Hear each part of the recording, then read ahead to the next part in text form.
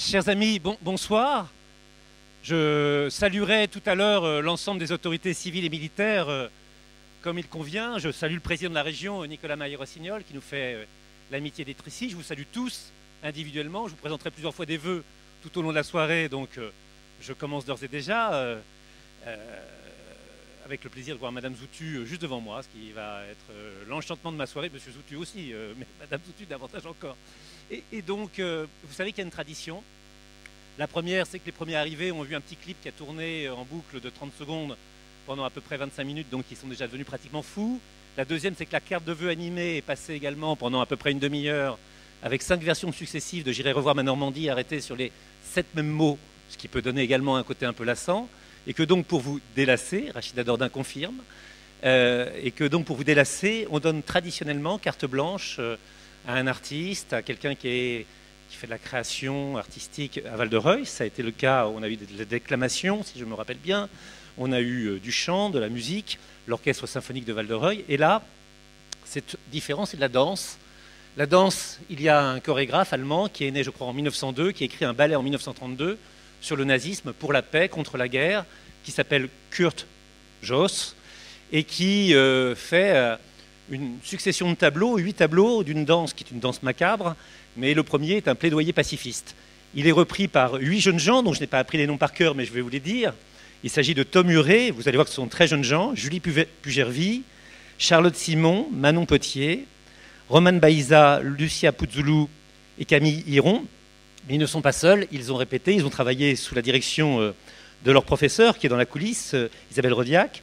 Ils vont avoir la chance d'être accompagnés au piano par Nicolas Rinet, qui est déjà là d'ailleurs, derrière le piano. C'est facile, le pianiste, on le reconnaît, il est souvent derrière le piano, et en plus on ajoute qu'il ne faut pas tirer sur lui. Et je crois que ça s'est fait également sous l'œil de Christine Herbé à un moment. Voilà, donc je vous les laisse. Il s'agit de la table verte, je crois, Kurt Joss, 1932, 7 jeunes gens, plein de talent.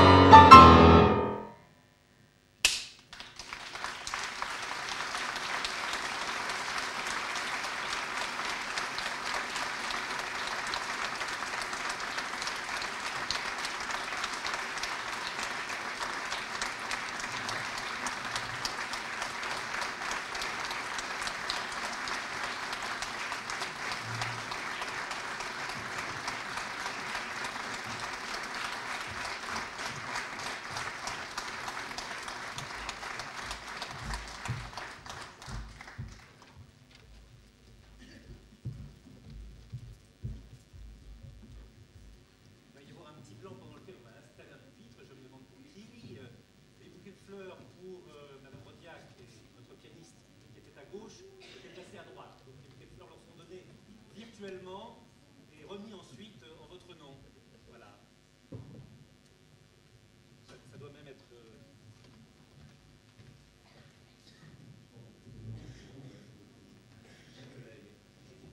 Je ne vous nommerai pas tous, mais je voudrais vous remercier d'avoir pris cette tradition au sérieux et de nous avoir rejoints ici, à Val-de-Reuil, au Théâtre des Chalands, dont on observera que parfois il est un peu petit pour ceux qu'il doit recevoir et que l'agrandir et le transformer en maison des associations et de la jeunesse pour à la fois structurer la dalle, mais en même temps nous débarrasser d'un problème de sécurité. Monsieur le directeur, messieurs des pompiers, je n'ose même pas attirer votre attention sur les conditions dans lesquelles cette réunion se fait, et je vous demande bien avant votre indulgence, mais je sais que si jamais il y avait la moindre chose, vous feriez un service d'ordre tout à fait efficace, Madame la commissaire, pour faire en sorte que nous nous en tirions. Donc, je ne vais pas tous vous saluer. Je voudrais dire vraiment que je suis très ému par votre présence, puisque vous êtes tous les partenaires de Val-de-Reuil, tous les amis de Val-de-Reuil, ceux qui, collègues élus, présidents d'associations, entrepreneurs, responsables, j'ai vu Leslie Clairet du département, mais j'ai vu Jannick Léger aussi, qui est notre conseillère générale de ce partenariat important. J'ai salué le président du conseil régional, quel partenariat important à lui seul. Je vais donc commencer mon petit laïus en rappelant les deux grandes constante de cette cérémonie des vœux, c'est qu'elle est chauffée et qu'elle est assise, ce qui permet de durer un peu plus longtemps. Et vous me pardonnerez de m'étirer, pas de m'étirer physiquement, mais de m'étirer dans mon propos. Il me faut d'abord, et vous le comprendrez tout à fait, remercier François Hollande, qui a joué un rôle essentiel, capital dans cette soirée. Je veux par cet acte confirmer une rumeur qui court à son endroit. C'est un secret qu'avec vous je vais partager, à condition que vous ne le répétiez pas. Le voilà. Le chef de l'État a eu l'extrême obligeance, à ma demande personnelle, d'avancer de 24 heures sa conférence de presse, afin que notre réunion et la sienne ne fassent pas concurrence et que vous puissiez assister aux deux. Il faut noter l'extrême élégance du président qui, interrogé sur ce changement d'agenda, a répondu très sobrement, très simplement, que les affaires privées se règlent en privé. Et plutôt que d'en dire les vraies raisons, premièrement, il voulait marquer l'anniversaire de sa venue à Val-de-Reuil, m'ont dit certains, notamment Philippe Bove, mais Barack Obama, d'après nos contacts, aurait pris ombrage de ce rappel. Deuxièmement, il souhaitait faire un geste à l'égard de la fédération ou à la section de Beaumont-le-Roger. Il prit sa première carte de militant socialiste. Mais il craignait de faire de l'ombre à une autre décision, celle, Nicolas, de diminuer le nombre des régions, qui ne concerne absolument pas, mais alors vraiment pas la Haute-Normandie, et qui donc est une décision que nous avons regardée en observateur. Puisque nous sommes arrivés à la dernière, il en faut bien une, cérémonie des vœux de cette mandature, après cette information essentielle venue de l'Élysée, je voudrais vous faire un aveu. C'est notre 13e année, mais vous m'impressionnez toujours autant, surtout si vous êtes si près. C'est notre 13e année, mais je dors toujours aussi mal à la veille de cette confrontation amicale. J'en profite généralement pour ni déjeuner ni dîner. C'est notre 13e année, mais je trouve l'exercice toujours aussi difficile, qui consiste à résumer 365 jours de la vie d'une ville en 30 minutes devant 300 personnes. Ce moment de vérité, de convivialité est rendu cette année un peu plus délicat par un jeu d'enfants, le ni oui ni non, qu'a introduit voici quelques années le Conseil constitutionnel dans les règles électorales, puisque nous sommes à 2 mois des élections pour ce dernier épisode, avant que commence la prochaine saison de notre grande série municipale, Plus belle la case, il me faut en effet vous prévenir que j'ai le droit de ne prononcer ce soir ni le mot bilan, y compris en anagramme, ni le mot projet, y compris en synonyme, sous peine de transformer cette réunion pacifique, on l'a vu à l'instant avec cet extrait de la danse macabre, ce qui n'est pas une très bonne introduction à une cérémonie des vœux, et vous-même, qui êtes évidemment d'une totale neutralité, puisque vous avez décidé d'être là, c'est bien la preuve, non pas en vilain crapaud, je ne voudrais pas, mais en horrible partisan, ce que la Dieu ne plaise. Mais même si je ne peux pas parler de bilan ou de projet, si je n'ai pas le droit de dire ce dont j'ai envie de dire ce dont j'ai le droit. On ne m'empêchera pas donc de vous remercier si vous pensez que cette ville a eu de l'audace et des valeurs, si vous estimez que le progrès et la solidarité ont été la marque de son développement, si vous êtes ici à la fois par la fidélité à une tradition sympathique et en hommage à une action que j'espère également sympathique, je crois, quels que soient les interdits, vous dire merci à vous qui venez des administrations, des entreprises, des associations. Merci de quoi? Eh bien, de nous avoir autant encouragés et accompagnés pendant ces 13 années, d'avoir autant entrepris et innové sur le territoire de la commune, de nous avoir autant donné, et parfois même, il le fallait, pardonné. La phrase est simple, il faut la prononcer à un moment.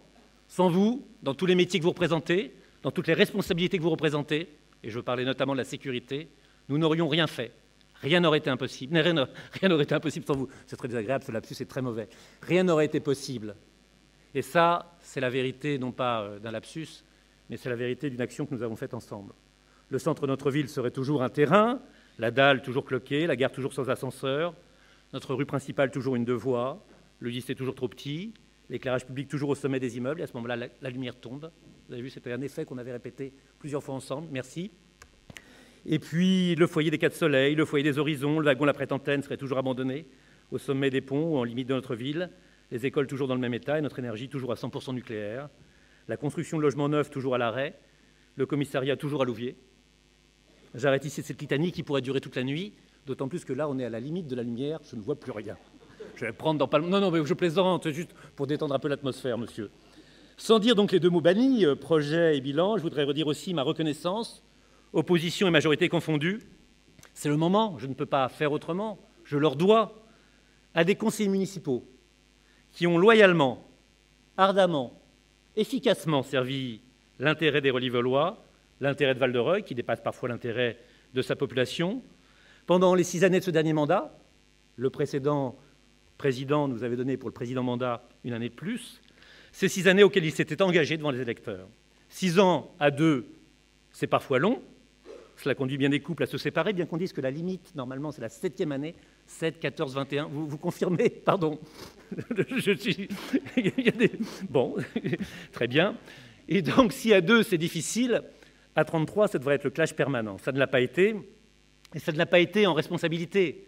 Je voudrais dire ici à tous ceux qui connaissent des conseillers municipaux que tous les projets ne peuvent pas aboutir, que chacun d'entre nous ne passerait pas obligatoirement l'intégralité de ses vacances sur une île déserte avec ses 32 autres collègues.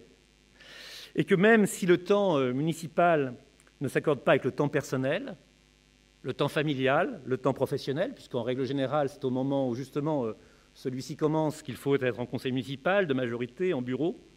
Surtout d'ailleurs pour les femmes qui transforment en étant élues la double journée en triple journée, rajoutant au temps de la famille qui leur est souvent dévolu, au temps de la profession, qu'elles ont heureusement le temps de l'élection et du mandat, eh bien, même si tout cela a existé, même si parfois certains de mes collègues ont été jeunes et, en étant impulsifs, ont cru qu'ils étaient un peu impatients, il y a dans le mandat une part d'honneur, une part de sacerdoce, une part de contrat qu'on ne peut rompre parce qu'on ne veut pas fuir ses responsabilités, mais qui est en même temps une preuve de confiance de la part d'une population qui est assez exceptionnelle. C'est un mécanisme qui vient de la nuit des temps, élire ceux qui vont vous représenter pendant un certain nombre d'années. Leur confier vos biens collectifs, leur confier un certain nombre de choses auxquelles vous tenez, pour leur dire « gérez-les non pas à notre place, mais en notre nom ». Et cela fonctionne toujours. Alors parfois, cela va bien, c'est facile, et puis parfois, c'est le cas depuis quelques années, c'est plus dur, la crise est là, mais un bateau ne se pilote pas que par calme plat, il faut penser à l'équipage et aux passagers qui ont embarqué. Un conseil municipal n'est pas non plus une photo de classe, nous formons une sorte d'écosystème, un biotope, comme on dit parfois aujourd'hui, où le collectif prime l'individu. Mais pour autant, cette équipe, une fois encore, n'est pas un bloc monochrome, monotone, et encore moins un bloc monopole. Elle se construit non pas en se recrutant parmi une seule génération, je l'ai dit à de nombreuses personnes, certaines qui sont ici, par soustraction, mais en additionnant au contraire des compétences, dans la cohérence d'un projet, dans la diversité des origines et des opinions, au fil des années et des arrivées qui ont nécessairement modifié notre très jeune commune. Elle n'est pas comme elle était en 75, elle n'est pas comme elle était en 85, elle n'est pas comme elle était en 95, elle n'est pas comme elle était en 2005, elle n'est pas comme elle sera en 2015. Pour se présenter, il faut, c'est vrai, écrire 3 lignes sur un papier. Mais pour être élu, il faut être amoureux d'une ville. Savoir pour elle tirer les sonnettes et accepter de se faire antichambre, mettre à sa disposition, car elle est exigeante, pratiquement exclusive, une ville, son expérience et son réseau, pour ce qui est de moi, un passé de magistrat et un métier aujourd'hui qui consiste à défendre le Made in France, avoir le sentiment que c'est seulement dans ces rues, quand on revient de loin, et j'ai beaucoup voyagé, qu'on est de nouveau chez soi, respirer son air chargé quand les vents d'ouest sont dominants de cacao, et naître une seconde fois quand elle vous tend les bras. Cette passion, je pense que Bernard Beaufrère, notre doyen, l'a éprouvée tout au long de ses 30 années de mandat, et que dans son cœur, elle est encore intacte. C'est pourquoi je voudrais, puisqu'il est au premier rang et juste devant moi, que vous l'applaudissiez avec ses 30 années de mandat.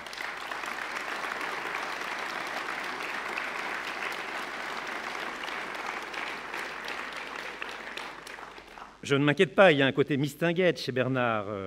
Il fête ses adieux, puis il revient et pour remonter sur scène. C'est-à-dire qu'il va rester, je l'espère, avec Isabelle Mallard, très proche et presque en charge des jumelages.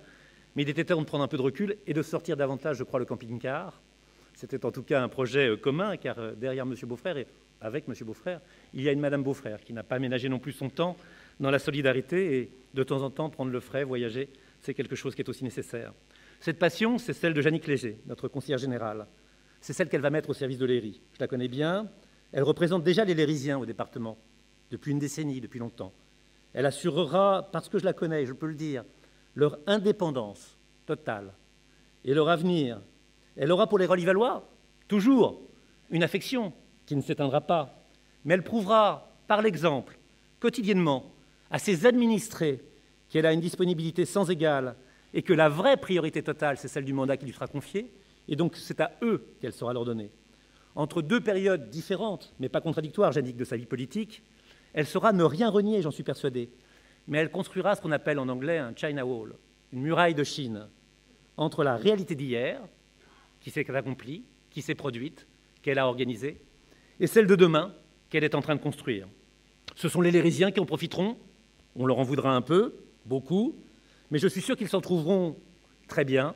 Ça, c'est parce qu'on est sur Internet, et les gens ont un spectacle de mime, à mon avis, depuis au moins 15 minutes. Donc je recommence au début, pardon, et également sur Canal Val-de-Reuil, où c'est Charlie Chaplin. Bref, cette passion, ce n'est pas simplement celle de Bernard Beaufrère, la mienne, celle de Jannick Léger, c'est celle de tous ceux qui ont été nos compagnons de route. J'ai vu également son col blanc brille dans la nuit, c'est François Merle, d'Europe Écologie Les Verts, successeur du docteur Sylvain Lecornet, comme adjoint aux finances, et qui va annoncer cette année, il me l'a dit en confidence, en me disant de ne pas le répéter, donc immédiatement je le fais, on me connaît, j'ai quelques défauts, un compte administratif encore meilleur que le précédent. Maintenant, tu as intérêt à tenir ta parole. Jean-Pierre Perrault, du Parti communiste, qui, avec Kofi Yamyan, nous avons confié le Conseil des sages, que nous continuons à lui confier, qui anime, dans cette tranche d'âge à laquelle j'appartiens, Jean-Pierre, il faudra que tu m'acceptes, c'est-à-dire les seniors, dans lesquels je vais rentrer, ou je suis rentré, je crois, déjà depuis plusieurs années, un certain nombre de choses essentielles. Nathalie Kovachobov, dont j'ai pu mesurer samedi dernier encore les immenses qualités de cœur, et Judith Raoul-Duval, qui a composé en son dessaisissant la moitié de ma bibliothèque historique sur notre cité contemporaine. Je me garderai d'oublier, parce que je les ai vus derrière Fabrice Barbe, tous les agents et fonctionnaires de notre commune qui font un travail remarquable et sans qui, là aussi, rien ne se ferait. Ne dire ni le mot bilan, ni le mot projet, comme si c'était des grossièretés, ne m'empêchera pas non plus de saluer les habitants. La liste pourrait être longue. Moi, j'aurais envie de citer 15 000 Relis-Valois. Et Charles Jacquet se dit, c'est mal parti. Pour lui et pour d'autres, je me restreindrai à quelques noms simplement. Il y en a un, c'est évident, parce qu'on l'a vu sur tous les écrans de télévision, parce que, en mondiovision, comme on disait autrefois, 250 millions de personnes l'ont vu défendre les couleurs de notre pays. Il s'agit de Michael Zézé, que son coach Pierre Grondin a emmené jusqu'au 4x100 de Moscou et qui l'emmènera, à mon avis, dans bien d'autres endroits encore.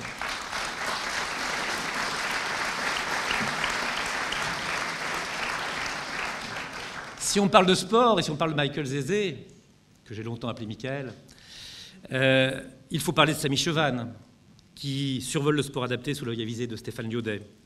De Claire Brenne, la plus étoilée de nos sportives, et en même temps, d'une certaine façon, la plus modeste, remarquable championne de canoë-kayak, la plus étoilée, la plus médaillée, la plus récompensée. Et puis Patrick Le Fur, qui est devenu, il y a 15 jours, par la magie de Valérie Fournéron, le plus doré des jours de squash, recevant la médaille qui vient de lui être attribuée. Je voudrais citer Pierre Loiseau, qui veille sur The Radio avec Benjamin Barber, dont la famille plaide la cause des requins, qu'il faut sauver pour leur aileron, et court le marathon. Marine Demar, qui dans notre lycée a rejoint l'Institut supérieur de la mode, avec une aisance telle, et il faut la remercier, que l'ISEM recrutera l'année prochaine non pas une candidate ou un candidat, parce que la mode n'est pas réservée aux filles, n'est-ce pas Nathalie? C'est peut-être un travail de garçon. Parité, parité, parité, parité.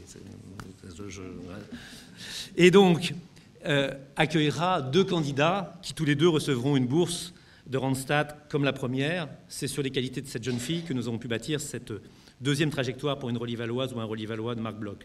Patrick Clémence, qui a construit une nouvelle entreprise. On dit toujours, où se construisent les nouvelles entreprises à Val-de-Reuil? Derrière Aptar, une nouvelle entreprise, Vallois Espace Vert, en attendant que Sanofi en ramène une autre d'une 40aine de salariés, produisant les œufs qui permettent, ou cultivant les œufs qui permettent de faire les vaccins.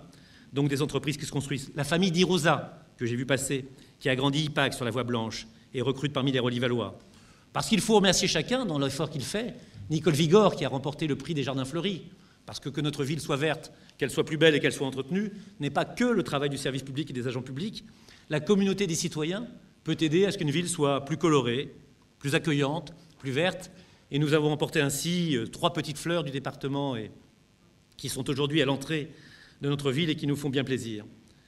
Il y a les jardins physiques et puis il y a les jardins de la pensée. Je voudrais remercier Olivier Morel qui lutte contre l'analphabétisme, c'est un mot qu'on n'arrive jamais à dire, avec la Maison des mots, qui s'est installée sur la dalle, qui va s'installer sur la dalle, comme d'autres associations. Ce projet AAA qui consiste à remettre sur la dalle des associations, des artistes et des artisans, il commence à se faire avec l'aide d'IBS, je ne l'oublie pas. Laetitia Chauche, qui dirige le dernier des hôtels construits dans la ville, à l'entrée de la ville, sur ce rond-point dont on dit parfois qu'il est la deuxième concentration de chambres d'hôtel après celle d'Évreux. Chloé Deleforge et Julien Mitseno, qui démarrent le tour du monde du développement durable. Marie Favier, qui dirige notre épicerie sociale et qui a trouvé le moyen de magnifier le travail qu'elle faisait en accouchant le jour de l'inauguration. Sans oublier les 2 femmes qui, le 2 mai prochain, vont se marier et que je veux saluer. Tous, ils ont bien mérité de la mairie. Pas de projet, je l'ai dit, pas de bilan, mais de la mémoire. Nous ne pouvons nous rassembler sans songer à 3 personnes qui nous ont quittés. D'abord, Jean-Paul Lacaze, que vous ne connaissez pas tous. Il a été, d'une certaine façon, le premier coordonnateur, dirigeant, j'allais dire chef ou patron, et les mots me seraient reprochés, de la ville. C'était un polytechnicien austère, pas vraiment rigolo, maigre, sévenol, ce qui peut-être est l'explication du fait qu'il n'était pas rigolo, qui dirigea l'établissement public du Vaudreuil et Ville Nouvelle. La séquence a été assez simple. Il nous a beaucoup aimés, puis il me l'a dit droit dans les yeux, énormément détesté, imaginant que sa carrière avait pu pâtir des ratés de la Ville Nouvelle, avant, pour lui, de trouver sa consécration en veillant sur les tours de la Défense. Au soir de sa vie, il avait décidé d'y revenir et de raconter dans un tout petit ouvrage, il devait probablement mourir quelques semaines ou quelques mois plus tard, ce qui avait été son parcours. Et il jugeait les évolutions positives de la ville. Et il m'avait envoyé ce document testament qu'il avait rédigé, où je découvrais ce qui peut nous faire à tous plaisir, qu'il reconnaissait enfin l'urbanité de son enfant et qu'il trouvait que c'était un bel enfant.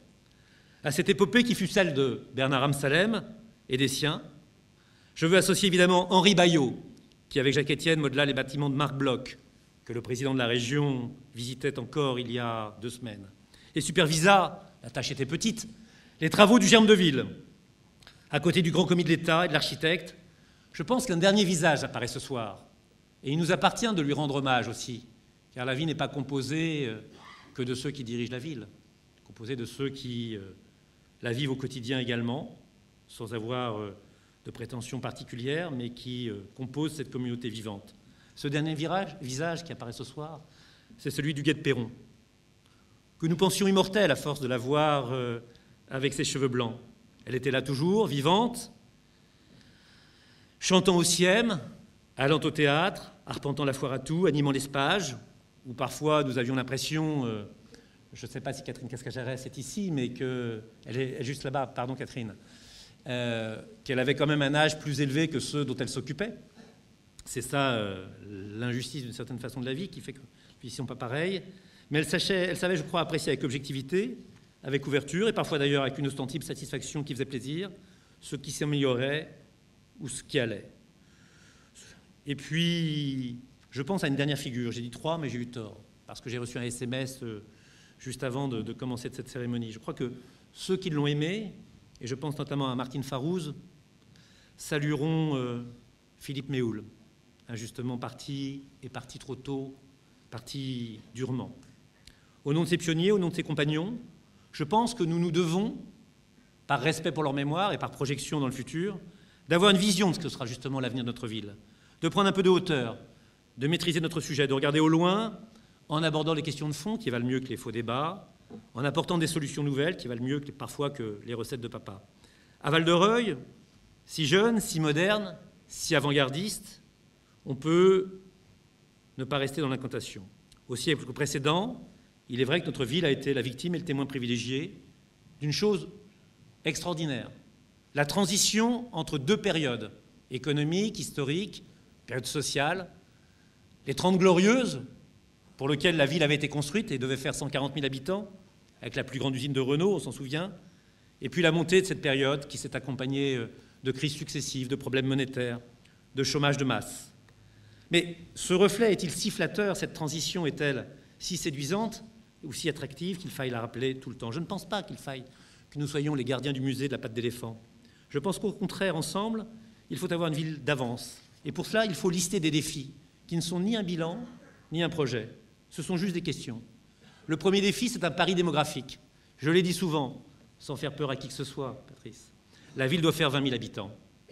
Pourquoi doit-elle le faire? Parce que déjà, sa taille n'est pas celle de sa population. Elle a des problèmes qui sont largement au-dessus, souvent. Mais ces 20 000 habitants, c'est ceux qui auront des enfants, qui rempliront nos 14 écoles. Ces 20 000 habitants, c'est ceux qui paieront les impôts de manière suffisamment équilibrée pour que jamais il ne soit nécessaire de les augmenter. Ces 20 000 habitants, c'est ceux qui sont le corps qui remplira nos vêtements. Si nous ne les avons pas, nos vêtements sont trop grands. Et s'ils sont trop grands, ils ne sont pas de notre taille, par définition. Et donc, nous ne pouvons pas marcher, vivre, courir, inventer. Et donc, pour ça, il faudrait compter ce que nous sommes. Et vous le savez, il n'y a pas de recensement de l'INSEE, même pour une ville qui serait née en 1975. C'est absurde. Nous sommes la 4e ville, le deuxième centre de l'agglo. Il y a 2 deuxièmes centres, des bicentres, et il n'y a pas de recensement. Et on nous dit que nous aurions perdu des habitants. Alors c'est vrai qu'il y a moins de mariages, nous n'avons jamais eu aussi peu de mariages que cette année, 45, le taux le plus bas. En revanche, comme chaque année, il y a eu 370 enfants qui sont nés à Val-de-Reuil. Et 370 enfants, cela veut dire que, par définition, en 12 ans ou en 13 ans, il y a eu 4200 enfants qui sont venus dans cette commune. Tous ne sont pas partis avec leurs parents. Tous n'ont pas décidé d'aller habiter. Maintenant, ils vont y aller en grand nombre, à Léry. Certains sont restés à Val-de-Reuil. C'est donc une première incongruité. La deuxième incongruité, c'est le nombre des logements. Et sur le compte des habitants, nous les faisions avec la commissaire hier, mais nous n'avons pas été les compter un par un, commissaire. Il faudrait que nous le fassions. C'est ça un vrai service de police du Premier Empire. On compte un par un les habitants. Vous devriez vous y mettre. Et puis, les logements. Là, je pourrais regarder Bernard Cancalon. Il y a 750 logements nouveaux, 750, 850 logements nouveaux qui ont été faits dans cette ville. Ils ne sont pas déserts, la vacance a au contraire baissé. Et puis les personnes âgées. Lorsque nous envoyions autrefois pour le dîner des aînés, le déjeuner des aînés, des invitations, on en envoyait 100, 200. On en envoie maintenant 600. Et puis les classes. Autrefois, on les fermait. Cette année, on en a rouvertes. Et puis les listes électorales. Il y avait 5000 électeurs en 2001. Il y en a aujourd'hui 8000. Tous ces indicateurs sont des indicateurs d'augmentation de la population. J'ajoute parfois d'ailleurs que la population ne se compte pas facilement. Certaines populations sont moins visibles que d'autres. Elles nous ont rejoints dans des conditions moins transparentes. Elles sont sujettes à être rattrapées parfois par la maréchaussée, mais elles comptent comme habitants. Et donc là, je n'arrive pas à comprendre. Donc il va falloir continuer à construire des logements sociaux dont on va faire baisser la proportion tout en augmentant le nombre. Pour faire baisser la proportion d'un nombre quand on l'augmente, il faut qu'un autre nombre augmente plus vite.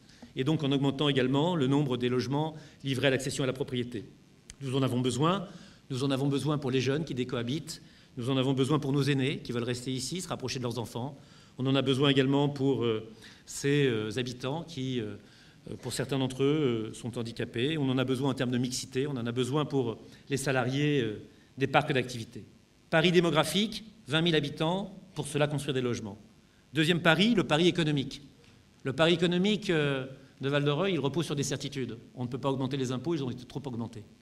On ne peut pas s'endetter, la dette a été trop lourde. Il faut donc la diminuer.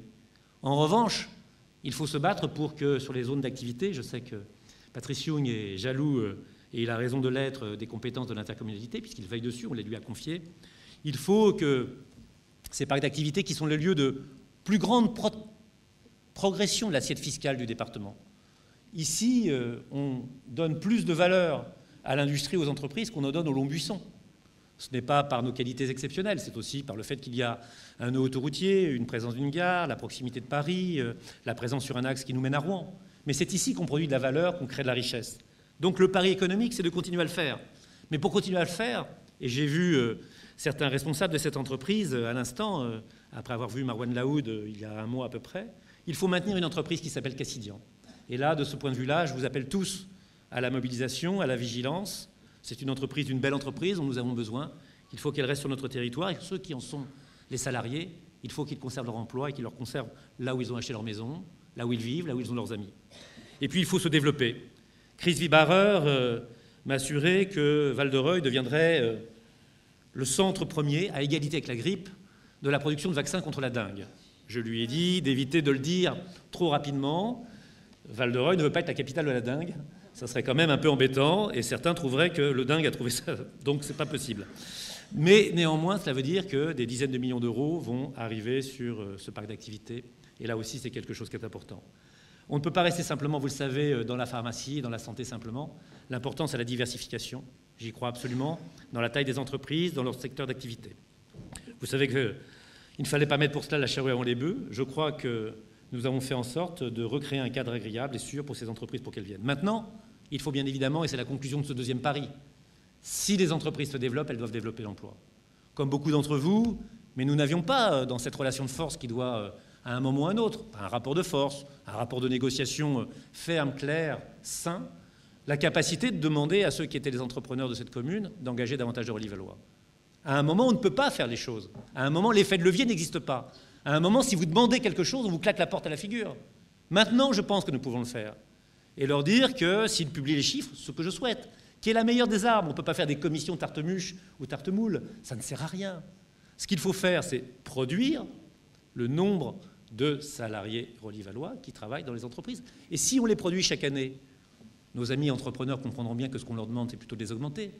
Mais d'un autre côté, nos amis qui sont nos voisins, eux, ne seront pas inquiets que nous demandions je ne sais quelle obligation Relis-Valloise, qui d'ailleurs, à force de la confusion des concepts, deviendrait une sorte de préférence Relis-Valloise, dont je vous assure qu'il faudrait mieux s'écarter, car ensuite elle se déclinerait dans d'autres secteurs d'activité. Donc ce n'est pas ça qu'il faut faire, c'est une erreur complète, c'est même une bêtise. Ce qu'il faut faire, c'est dialoguer, négocier, trouver la relation correcte qui fasse qu'un conseiller municipal chargé spécialement de ça, des états généraux de l'emploi, la publication des chiffres, permettent par cela même à un certain nombre d'embauches d'être faites. Troisième pari, il n'y en a que 10, donc il n'y en a plus que 7 qui arrivent, le pari sociologique. Val-de-Reuil doit être une ville de mixité. De mixité, ça Val-de-Reuil est une mixité qui doit être une ville de mixité. Je suis toujours étonné de m'apercevoir que Val-de-Reuil est ponctué de golf, de clubs d'équitation, enfin, étonné et pas étonné à la fois, de savoir que sur ces clubs sportifs, souvent un adhérent sur 2 est un adhérent des villages qui sont tout autour. Ce serait bien si on pouvait également trouver ces classes moyennes dont nous avons besoin, qui habitent Val-de-Reuil. Pour cela, nous avons fait des efforts. Charlie Roy m'a passé un papier qui est très intéressant cet après-midi. Aujourd'hui, un appartement en centre-ville ou en périphérie, une maison en centre-ville ou en périphérie, se vend plus de 2 fois plus cher qu'elle ne se vendait en 2001. C'est donc la capacité. Et le nombre de transactions est passé en moyenne de 50 à 150 par an. C'est-à-dire que nous avons recréé la fluidité du marché de l'immobilier. Là où les gens étaient scotchés, nous les retrouvons capables de pouvoir vendre. Mais ce que je voudrais, c'est qu'ils restent, et c'est ce qu'ils font. Et donc c'est aussi pour cela que nous voulons recréer de la rente et de la valeur pour les propriétaires. Les classes moyennes, ce sont des corps intermédiaires. C'est les bénévoles des clubs de foot, c'est les parents d'élèves des écoles, c'est les spectateurs du théâtre, qu'on ne cherchera pas sur des bancs vides à partir du moment où on n'aura pas recréé les conditions sociales de leur apparition. Ce sont aussi des consommateurs nouveaux. Je suis toujours étonné, Val-de-Reuil, c'est la première cave à cigares. J'ai vu tout à l'heure M. Gay, et je ne sais pas si M. Lefebvre est là, la première cave à cigares du département. Quel paradoxe! La commune parfois classée la plus pauvre de l'Ouest français a la cave à cigares la plus achalandée, la plus active du département. Quatrième pari, le pari écologique. Je suis obligé parce que François m'y a obligé et j'ai des électrodes dans le dos qui l'activent avec du 220 volts si je ne le dis pas. Il y a une question qui fait que j'aurais souhaité que Nicolas Maillé-Rossignol ne vienne pas tout de suite dans le discours, qui est peut-être la question de l'autoroute, Monsieur le Président. Vous comprenez que pour nous, la richesse de Val-de-Reuil, c'est notre cadre de vie. Si l'autoroute nous le fait perdre, on perd notre cadre de vie. C'est donc un marché qui n'est pas jouable. L'écologie, ce n'est pas simplement être contre, c'est être pour aussi. Pour l'écoquartier, pour la transition énergétique. On en a discuté beaucoup avec Laetitia Sanchez. Des choses simples. Je pense qu'à partir de maintenant, pas un permis de construire ne peut être délivré dans cette ville si la proposition qui est faite est celle de l'énergie électrique de nos grille-pains. Ce n'est plus possible. Je pense que le PNRU2, s'il se fait, devra comporter un volet transition énergétique pour ce qui est déjà construit, qui permettra de diversifier les sources d'énergie et de faire en sorte que notre ville soit moins polluante à distance, mais qu'elle soit surtout moins chère pour les habitants qui souvent payent un loyer élevé. La surface de nos logements est plus importante que la moyenne des surfaces du département de l'Eure, avec qui plus est un deuxième loyer qui est celui du chauffage. Et puis, c'est également aux entreprises que nous devons imposer cette nouvelle manière d'agir. Moi, je suis époustouflé par ce qu'a su faire EDF et ce qu'a su faire Orange à travers ce qu'on appelle le free cooling, c'est-à-dire simplement par les différences de température, par le puisage dans de l'eau de refroidissement d'un certain nombre de calories qu'on enfouit dans cette eau et qui permettent d'aller plus loin. Il faudra donc qu'on signe un contrat de performance énergétique et aussi, à mon avis, Jean-Pierre, puisque tu es aussi très investi dans cette association, qu'on crée ce qu'on appelle des roof gardens, des jardins familiaux sur les toits. Et puis, il y a un pari aussi qui est important, qui est ce pari où j'ai changé toutes mes feuilles, mais ce n'est pas très grave, je vais m'en sortir, j'en suis sûr, je vais les retrouver. C'est le pari, comment dire, le pari économique, mais commerçant. Il est indispensable que l'on sache qu'il y a plus de commerce à Val-de-Reuil qu'il y en avait autrefois, mais que ce n'est pas assez. Et que bien évidemment, pour cela, nous cherchons à créer un certain nombre de conditions supplémentaires, d'accueil supplémentaires. Lesquelles? Celle de l'îlot 14, que chacun connaît, celle de l'immeuble Signal, qui est en train de se faire, celle sur le rond-point des Clouets, qui est plus loin, mais qui permet là aussi de créer des emplois, celle également, et qui me paraît importante, de ce qui s'est passé juste devant, et c'est important aussi, juste devant juste devant le lycée. Tout ça est important et c'est une chose. Pari supplémentaire, pari important, c'est le pari pédagogique. Le pari pédagogique, il est essentiel. Il n'y aura pas d'environnement urbain à Val-de-Reuil qui se tienne s'il n'y a pas un environnement culturel, un environnement intellectuel, un environnement éducatif. C'est donc absolument nécessaire de créer d'autres places de crèche, comme on souhaite le faire à l'écoquartier, de continuer à rénover les écoles, de se battre pour qu'un collège numérique, le collège Pierre Mendès France, existe, de faire en sorte que le lycée, qui était trop petit et que la région a augmenté, permettant à un nombre d'élèves plus grand d'être ici, soit également des objectifs de toute municipalité et de tout élu. Et puis il y a un pari auquel je crois, qui est le pari numérique. Le pari numérique, ça peut être la chance de Val-de-Reuil demain.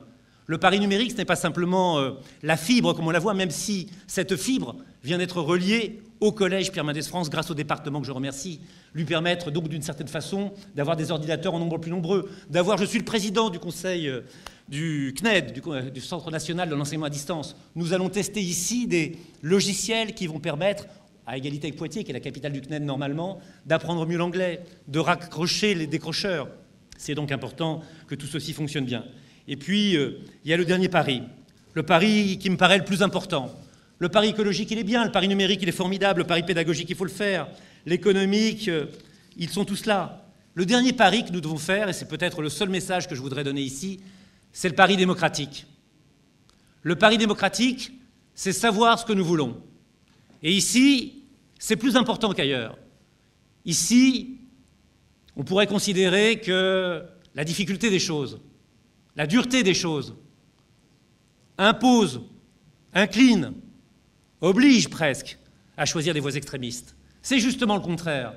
La ville de Val-de-Reuil, et depuis longtemps, vit en harmonie. Elle n'est pas un oasis, elle n'est pas un paradis. Elle est un endroit où, quand on se promène dans les rues, on voit les mêmes gens, les mêmes têtes qu'au conseil municipal, ou quand on rentre dans les écoles, on a l'impression que c'est une France qui est une France d'harmonie, de sérénité, d'apaisement, où chacun se parle, où chacun se salue. Et ça C'est quelque chose d'important. Et pour cela, pour que ce pari démocratique soit tenu, il y a des choses que l'on doit faire. Il n'est pas normal que notre ville, et j'en appelle à ceux qui voudront voter pour les uns comme pour ceux qui voudront voter pour les autres, il y ait parfois 40% d'abstention. Il n'est pas normal dans notre ville que chacun ne vienne pas s'inscrire, c'est trop tard maintenant pour les élections qui seront également les élections européennes du 24 et 25 mai, mais ne viennent pas s'inscrire. C'est quelque chose de fondamental. J'ai dit citoyenneté, j'ai dit démocratie, j'ai dit république. Cela veut dire également qu'un droit fondamental doit être respecté. Ce droit fondamental, c'est le droit à la sécurité. Le droit à la sécurité, c'est le droit des plus faibles, c'est le droit des aînés, c'est le droit des plus jeunes, c'est le droit de ceux qui veulent simplement rentrer tard le soir. Et je voudrais remercier tous ceux qui nous aident, les policiers, les gendarmes, les pompiers, aussi bien en termes de circulation routière que de combat contre la délinquance, qui a considérablement, commissaire, baissé à Val-de-Reuil grâce aux efforts qui sont faits tous les jours. Eh bien, je pense que si nous avons un regard éclairé sur la situation de notre ville, si nous sommes certains que ce pari sociologique, recréer de la rente pour les propriétaires, ce pari économique, refaire venir des entreprises, ce pari urbanistique qui consiste à accepter que la ville ne se construise plus du nord au sud, laissons nos amis de Léry tranquilles, mais de l'est à l'ouest, qu'on voit tout autour de la gare le quartier qui devait s'y créer, qu'on sache à un moment retrouver la rivière, c'est-à-dire ne pas tourner le dos à l'heure, mais au contraire en profiter, un parc écologique doit s'y créer. Si on sait retrouver du tourisme, eh bien les choses seront importantes et bien faites, car je crois que cette ville qui est belle, elle doit donner cette beauté à tous. Il me reste une dernière chose, un dernier pari à avancer avec vous, qui est le pari géographique. J'ai parlé du pari pacifique, qui était celui de la sécurité, celui du social, qui renforce notre image. Le pari géographique, c'est un pari historique. Les deux vont ensemble. Notre ville, elle a été décidée à Paris. Et en même temps, c'est un concentré de Normandie. C'est une ville des frontières, frontière avec Rouen, frontière avec l'Île-de-France, frontière avec la Seine-Maritime. Elle a différentes échelles.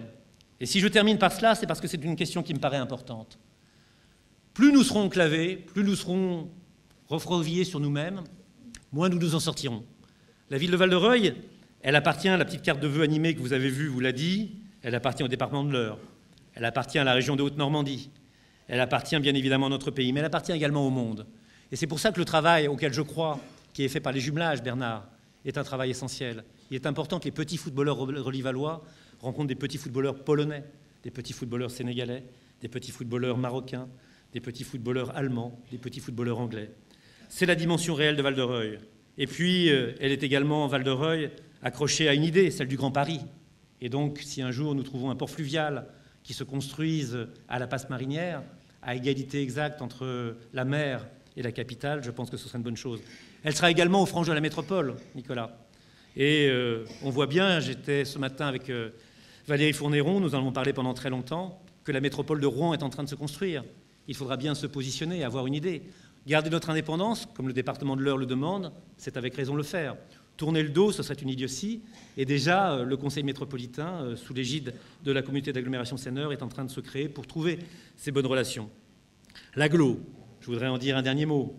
Je souhaite à l'agglomération, pour Val-de-Reuil, des relations pacifiques, du respect de ses voisins pour Val-de-Reuil, respect de Val-de-Reuil pour ses voisins. Je trouve que les choses ont changé depuis un an, qu'elles sont différentes, que le climat est tout autre, que le dialogue s'est installé. Je souhaiterais que des projets, alors je ne dirais pas une gendarmerie, un centre nautique, un pôle emploi, un hôtel d'agglomération, beaucoup de voiries, un certain nombre de programmes, l'amiante de l'ANRU, alors que l'ANRU a déjà été... Je ne te demande pas tout ça, Patrice, mais un petit peu de tout ça se déverse vers Val-de-Reuil. Val-de-Reuil n'a pas peur parce qu'elle trouve elle-même ses projets et leur financement, parce qu'elle a des amis. Elle a des amis au département, des conseillères générales sont ici, des vice-présidentes du conseil général. Elle a des amis à la région, et puisqu'il est ici et qu'il nous fait l'amitié de sa présence, je voudrais dire à Nicolas Maillé-Rossignol, et ce sera ma conclusion probablement, quelle douceur et quelle fermeté, quelle intelligence et quelle proximité, quelle acuité et quelle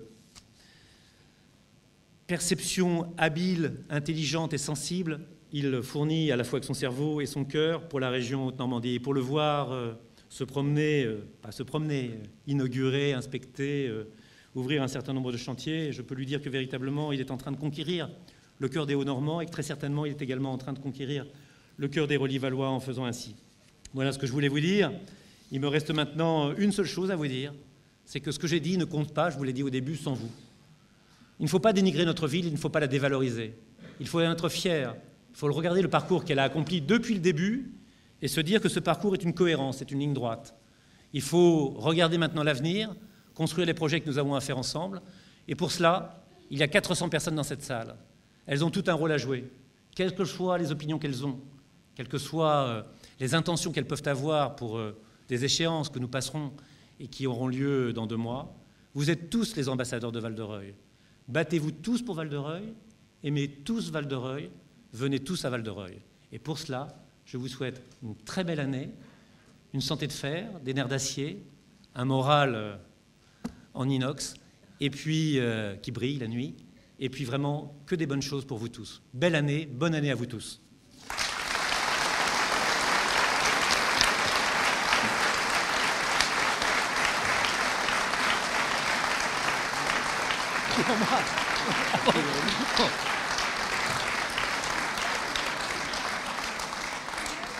Une faille dans l'espace-temps. Jean-Claude Bourbeau, adjoint à la culture, tient à tout prix à ce que nous revenions 25 minutes en arrière pour offrir les fleurs que nous n'avons pas offertes à Madame Rodiac et à notre pianiste. Donc Jean-Claude, tu les offres derrière les pendrillons ou... Bon, bah, je sais pas, il embrasse quelqu'un dans la coulisse, je ne sais pas. Moi, j'ai un rôle important. Vous connaissez un...